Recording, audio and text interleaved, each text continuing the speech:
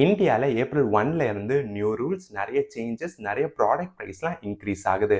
இந்த வீடியோவ ஃபுல்லா பாருங்க, ஃபாலோ பண்ணிட்டு பாருங்க. இந்தியால ஆன்லைன் ஃப்ராட்ஸ்லாம் அதிகமா நடக்கிறதுனால ஏப்ரல் 1ல இருந்து ஆர்பிஐ நெறைய நியூ ரூல்ஸ இம்ப்ளிமெண்ட் பண்றாங்க.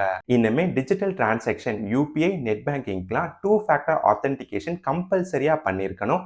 இதுல PIN or password and fingerprint or face ID குடுத்தா தான் டிரான்சாக்ஷன் பண்ண முடியும். Next basic saving bank deposit account வச்சிருக்கிறவங்களுக்கு no minimum balance, free debit card, no annual சார்ஜஸ்னு ஆர்பிஐ அனௌன்ஸ் பண்ணிருக்காங்க. ஏப்ரல் 1ல இருந்து ஃப்ரீ ஏடிஎம் வித்ட்ராவல் லிமிட்ல யூபிஐ வித்ட்ராவும் ஆட் ஆகும். ஏப்ரல் 1ல இருந்து யூபிஐ கூட லிங்க் ஆயிருக்க மொபைல் நம்பர் பேங்க் அக்கவுண்ட்ல இருந்து ரிமூவ் ஆனாலும் இல்ல ரீசார்ஜ் பண்ணாம இன்ஆக்டிவா ரொம்ப நாள் இருந்தாலும் யூபிஐ ஒர்க் ஆகாதுன்னு என்பிசிஐ அனௌன்ஸ் பண்ணிருக்காங்க. இந்தியன் கவர்மெண்ட் ஏப்ரல் 1ல இருந்து மினிமம் வேஜஸை ரிவைஸ் பண்ணிருக்காங்க. இதுல unskill, semi skill and skill labours minimum வேஜஸ்லாம் இன்க்ரீஸ் ஆயிருக்கு. ஆனுவல் ஃபாஸ்டாக் பாஸ் ஃபீயை 3000ல இருந்து 3075 NHAI இன்க்ரீஸ் பண்ணிருக்காங்க. ட்ரெயின் கேன்சலேஷன் அண்ட் ரீஃபண்டுக்கு நியூ ரூல்ஸை இம்ப்ளிமெண்ட் பண்ணிருக்காங்க.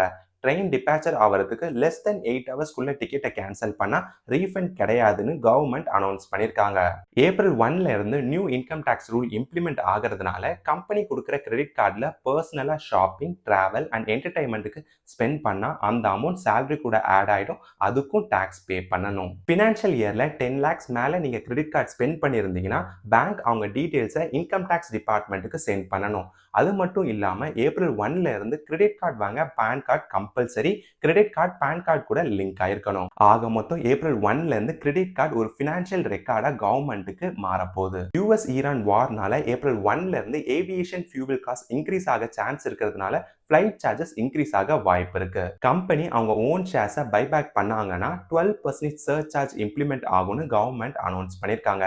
இதுல ப்ரொமோட்டர்ஸ் அண்ட் லார்ஜ் ஷேர் ஹோல்டர்ஸ்க்குலாம் அஃபெக்ட் ஆகும். ஏப்ரல் 1ல இருந்து ஃபியூச்சர்ஸ் அண்ட் ஆப்ஷன் ட்ரேடர்ஸ்க்கு செக்யூரிட்டிஸ் டிரான்சாக்ஷன் டாக்ஸை கவர்மெண்ட் இன்க்ரீஸ் பண்ணிருக்காங்க. கார் பார்ட்ஸ் பிரைஸ்லாம் இன்க்ரீஸ் ஆனதுனால இந்தியால கார் பிரைஸ் 2% வரைக்கும் இன்க்ரீஸ் ஆகுது. ரஷ்யால இருந்து கேசோலின் எக்ஸ்போர்ட் பண்ண ரஷ்யன் கவர்மெண்ட் பேன் பண்ணிருக்காங்க. Follow for daily updates.